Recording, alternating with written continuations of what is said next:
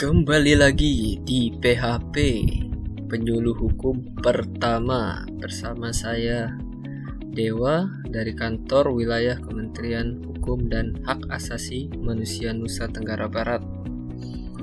Pada kesempatan kali ini, Sobat PHP, saya ingin membagi sedikit informasi mengenai hak asasi manusia. Ya, ini pengenalan saja ya, teman-teman. Hak asasi manusia, HAM. Ya, HAM ini bukan yang di burger itu ya, bukan daging itu, tapi ini adalah hak. Oke, langsung saja, tidak berlama-lama kita lanjut ke pembahasan. Oke, HAM ini diatur dalam Undang-Undang Nomor 39 Tahun 1999. Nah, dalam undang-undang itu pada pasal 1 terdapat penjelasan tentang pengertian HAM. Ya, yang seperti tadi saya bilang, HAM ini bukan daging ya, tapi HAM ini menurut Undang-Undang Nomor 39 Tahun 1999 adalah seperangkat hak yang melekat pada hakikat dan keberadaan manusia sebagai makhluk Tuhan yang Maha Esa dan merupakan anugerahnya yang wajib dihormati, dijunjung tinggi dan dilindungi oleh negara, hukum, pemerintah, dan setiap orang demi kehormatan serta perlindungan harkat dan martabat manusia. Ya, Sobat PHP, itu dia pengertian HAM. Panjang juga ya, tapi intinya adalah HAM ini adalah seperangkat hak. Jadi banyak hak yang termasuk HAM, termasuk hak asasi itu. Ya, hak ini melekat karena kita sebagai makhluk ciptaan dari Tuhan yang Maha Esa itu, hak itu melekat kepada diri kita, dan itu wajib dijunjung dan dilindungi oleh kita semua, negara dan pemerintah. Oke, ada hak, ada kewajiban. Nah, selanjutnya adalah diatur juga pengertian dari kewajiban. Dasar manusia adalah seperangkat kewajiban yang apabila tidak dilaksanakan, tidak memungkinkan terlaksana dan tegaknya hak asasi manusia. Oke, jadi kewajiban dasar manusia itu adalah seperangkat kewajiban yang kalau tidak dilaksanakan akan berakibat tidak terlaksana dan tidak tegaknya hak asasi manusia itu. Jadi kita punya HAM, kita juga punya kewajiban. Jadi begitu Sobat PHP, sudah jelas. Kita lanjut. Ya, ini HAM itu seperangkat hak yang tadi saya bilang. Ada sifat-sifat. Nah, ini ciri-cirinya HAM ini ya. Yang pertama, tidak dapat dibagi. Jadi HAM itu tidak dapat dibagi karena dia memang sifatnya sudah ada di setiap diri manusia. Yang kedua, tidak dapat dicabut. Jadi HAM itu siapapun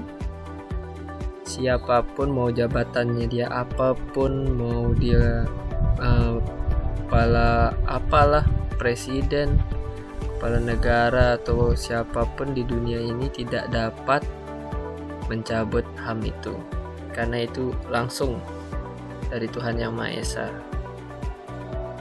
Nah, yang ketiga adalah hanya dimiliki oleh manusia. Tidak ada hak asasi binatang. Nah, itu tidak ada itu. Hak asasi tumbuhan itu tidak ada. Jadi manusia ini khusus hak ini dimiliki oleh manusia, hak asasi itu. Selanjutnya bersifat universal. Jadi di seluruh dunia ini HAM itu sama. Jadi semua orang tanpa terkecuali, tidak memandang sara, suku, agama, ras, antar golongan apapun itu, warna kulit, segala macam itu tidak ada hubungannya. Jadi HAM itu sama untuk semua. Lalu dimiliki sejak lahir. Nah, ini yang dibilang sifat HAM. Jadi kita sejak lahir itu kita sudah punya hak asasi. Itulah makanya tidak perlu kita menuntut hak ini, kita sudah dapat langsung dari sejak lahir. Selanjutnya tidak dapat diganggu gugat. Nah, ini sama seperti tidak dapat dicabut. Tidak dapat, siapapun tidak dapat mengganggu gugat HAM kita.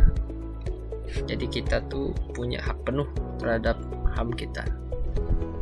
Nah, selanjutnya adalah anugerah dari Tuhan, yaitu sudah dijelaskan di pengertian HAM tadi, menjamin kelangsungan hidup. Nah, ini sifat-sifat HAM ini. Jadi dengan adanya HAM, kelangsungan hidup manusia itu lebih terjamin lagi. Lalu berlaku setiap waktu. Nah, HAM ini tidak ada waktu-waktu tertentu di mana hak itu bisa kita dapatkan, di mana hak itu berlaku. Hak itu berlaku setiap saat, setiap waktu, bukan pagi, siang, sore, atau malam, atau pada saat hari apa, tidak. Jadi HAM itu berlaku setiap waktu. Lalu sifatnya wajib dihormati dan dilindungi. Jadi seperti yang tadi dibahas, bahwa kewajiban kita adalah saling menghormati dan saling melindungi HAM masing-masing sesama manusia. Oke, lanjutnya menentukan harkat dan martabat manusia. Ya, jadi dengan adanya HAM ini, harkat dan martabat manusia itu jadi ada gitu. Tanpa HAM itu manusia tidak bermartabat. Ya, yang terakhir adalah hakiki dan kodrati. Ya, ini sama mirip seperti anugerah dari Tuhan, dimiliki sejak lahir itu. Hakiki itu udah, dan kodrati sudah, kodratnya manusia memiliki HAM itu. Oke, itu sifat-sifat dari HAM itu, ciri-cirinya. Jadi kalau ada hak-hak yang masuk dalam kategori ini, itu adalah HAM. Selanjutnya, ya, jenis-jenis HAM. Yang tadi ciri-cirinya, sekarang HAM itu hak-hak apa saja sih yang masuk dalam HAM itu. Nah, dalam undang-undang tentang HAM tadi diatur ada beberapa, ya 10. Ada 10 jenis-jenis HAM.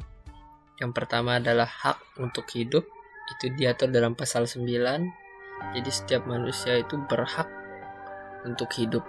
Tidak ada manusia yang tidak berhak untuk hidup. Jadi juga tidak ada orang yang bisa mengambil hidup orang lain. Itu diatur dalam pasal 9. Selanjutnya adalah hak berkeluarga dan melanjutkan keturunan. Itu diatur dalam pasal 10. Jadi setiap manusia itu berhak untuk berkeluarga, berhak menikah secara sah dan melanjutkan keturunan. Jadi apabila sobat PHP mau menikah, itu termasuk HAM.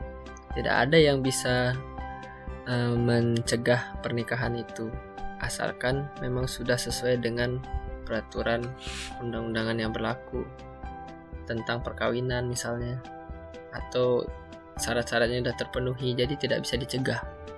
Dan melanjutkan keturunan, apabila perkawinan sudah sah, melanjutkan keturunan itu sudah pasti adalah hak sobat PHP. Selanjutnya adalah hak mengembangkan diri, itu diatur dalam pasal 11 sampai pasal 16. Setiap kita sobat PHP itu bebas, berhak kita untuk mengembangkan diri kita seluas-luasnya. Kita berhak untuk belajar apapun, untuk mengeluarkan potensi kita. Itu orang lain juga tidak akan punya hak untuk mencegah kita atau menghambat kita. Jadi kita punya hak asasi untuk mengembangkan diri. Lalu ada hak memperoleh keadilan.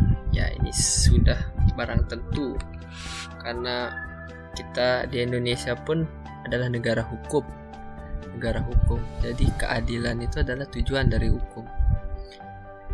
Dan hak asasi kita juga adalah memperoleh keadilan.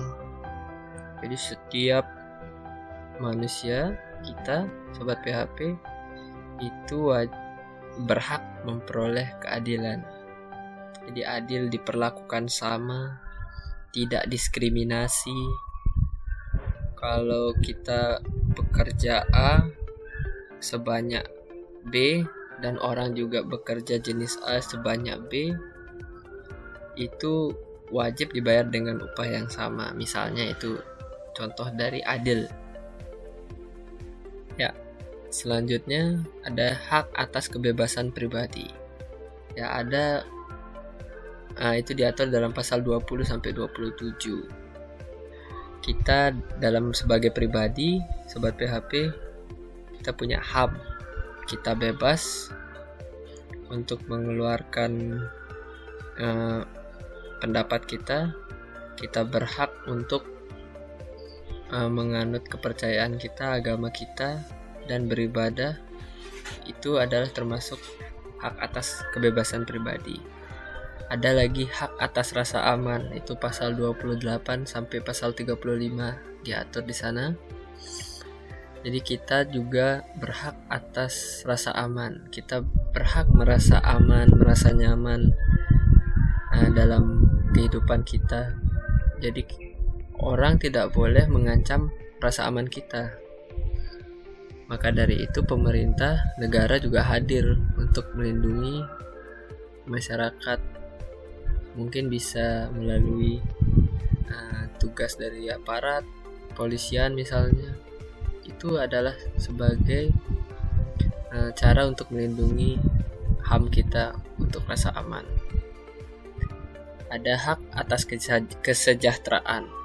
Ya, ini sobat PHP diatur dalam pasal 36 sampai 42. Jadi itu kita berhak loh untuk hidup dengan kesejahteraan, untuk mencapai kesejahteraan. Misalnya kita berhak untuk memiliki suatu barang tertentu. Kita yang penting tidak menyalahi hukum ya. Kita berhak misalnya membeli rumah, motor, atau apa saja, itu termasuk hak atas kesejahteraan. Selanjutnya adalah hak turut serta dalam pemerintahan. Jadi sobat PHP, kita seperti di video sebelumnya saya sudah bahas tentang Indonesia. Bentuknya adalah negara demokrasi.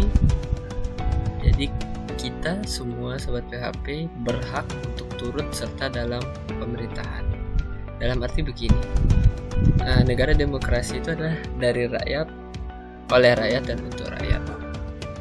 Jadi kita dari mulai pemilihan kepala daerah, kepala pemerintahan, misalnya presiden, gubernur, wakil gubernur, dan sebagainya, DPR. Kita setelah memilih, kita berhak untuk mengawasi. Nah, itu namanya demokrasi. Kita berhak untuk menuntut hak-hak kita sebagai rakyat. Nah, itu sudah termasuk dalam turut serta dalam pemerintahan.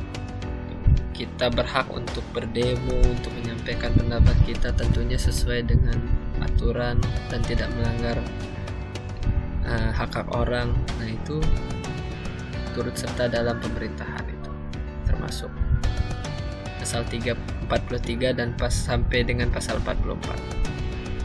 Nah, terakhir ada hak wanita dan hak anak. Itu diatur dalam pasal 45 sampai pasal 66. Jadi wanita dan anak ini juga memiliki hak yang diatur secara khusus dalam pasal-pasal itu. Misalnya wanita itu berhak sejajar dengan laki-laki. Misalnya wanita itu seperti tidak boleh didiskriminasi karena dia wanita, terus wajib lebih dilindungi. Kalau anak juga, hak anak itu adalah wajib untuk mendapatkan penghidupan dari orang tuanya, wajib untuk disayangi, wajib untuk diberi pendidikan yang layak, dan negara harus hadir di dalamnya untuk memenuhi hak-hak anak ini. Nah, itu semua adalah jenis-jenis HAM. Selanjutnya ada kewajiban dasar manusia. Yang tadi kita sudah bahas, ada hak asasi, ada kewajiban dasar kita juga. Jadi setiap orang yang ada di wilayah negara kita ini, Republik Indonesia, wajib patuh pada segala peraturan mengenai HAM.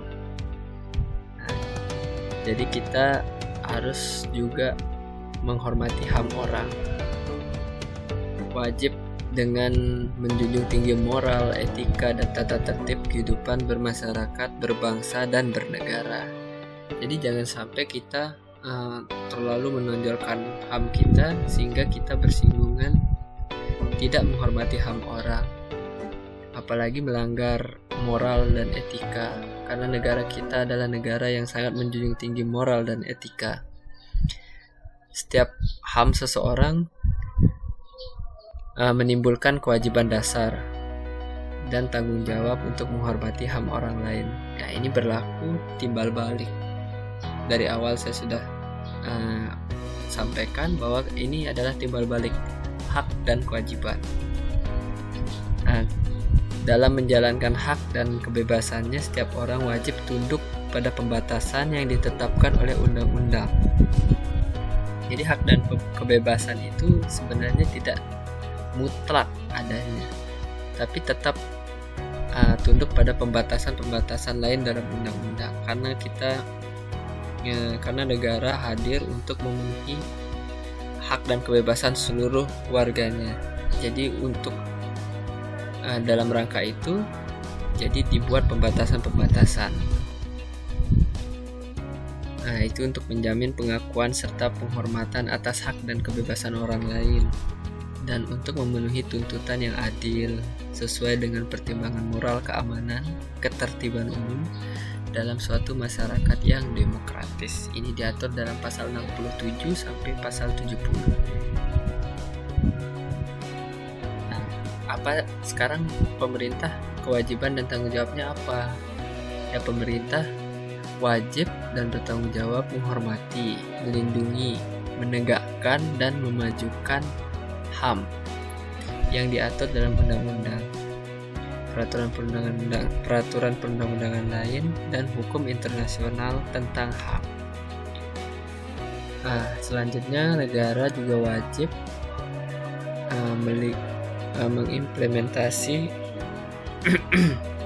secara efektif dalam bidang hukum, politik, ekonomi, sosial, budaya, pertahanan, keamanan negara, dan bidang lain. Jadi seluruh bidang itu harus mengimplementasi HAM secara efektif. Ini diatur dalam pasal 71 dan pasal 72. Ya, ini dia tentang pembatasan dan larangan. Seperti dari tadi telah dibahas bahwa ada batasan-batasan tentang HAM ini. Jadi tidak mutlak kita memiliki HAM itu tidak bisa terbatasi oleh apapun. Jadi 100% mutlak bebas gitu, tidak. Nah, di sini diatur dalam pasal 73 dan pasal 74. Ya, bunyinya adalah hak dan kebebasan yang diatur dalam undang-undang hanya dapat dibatasi oleh dan berdasarkan undang-undang, semata-mata untuk menjamin pengakuan dan penghormatan terhadap HAM serta kebebasan dasar orang lain, kesusilaan, ketertiban umum, dan kepentingan bangsa. Ya, di sini kita bisa melihat bahwa yang dapat membatasi HAM kita itu adalah semata-mata demi menjamin pengakuan dan penghormatan HAM orang. Itu juga demi menjunjung tinggi kesusilaan, menjaga ketertiban umum dan kepentingan bangsa. Selain daripada itu, HAM kita tidak bisa diganggu, tidak bisa dicegah, tidak bisa dibatasi. Jadi selama masih masuk ke dalam ini, bisa dibatasi HAM kita, Sobat PHP. Dan tidak ada satu ketentuan pun di dalam undang-undang yang boleh diartikan bahwa pemerintah, partai, golongan, atau pihak manapun dibenarkan mengurangi, merusak, atau menghapuskan HAM atau kebebasan dasar. Ya, ini udah jelas kan, kita sudah paham kalau tidak ada yang bisa mengurangi, merusak, atau menghapuskan HAM kita. Oke, selanjutnya, Komnas HAM. Ini kita penting juga mengetahui bahwa ada lembaga yang bertugas di bidang HAM, yang lingkup tugasnya adalah di bidang HAM. Jadi Komnas HAM ini bertujuan untuk mengembangkan kondisi yang kondusif bagi pelaksanaan HAM sesuai dengan Pancasila, Undang-Undang Dasar 1945, dan Piagam Perserikatan Bangsa-Bangsa PBB, serta Deklarasi Universal HAM. Yang kedua adalah meningkatkan perlindungan dan penegakan HAM guna berkembangnya pribadi manusia Indonesia seutuhnya dan kemampuannya berpartisipasi dalam berbagai bidang kehidupan. Jadi itu tujuan lembaga Komnas HAM. Selanjutnya adalah fungsi lembaga Komnas HAM. Ya, Komisi Nasional Hak Asasi Manusia ini berfungsi untuk sebagai pengkajian, penelitian, penyuluhan, pemantauan, dan mediasi tentang HAM. Ini HAM beranggotakan, Komnas HAM ini beranggotakan tokoh masyarakat yang profesional, berdedikasi, dan berintegritas tinggi, menghayati cita-cita negara hukum.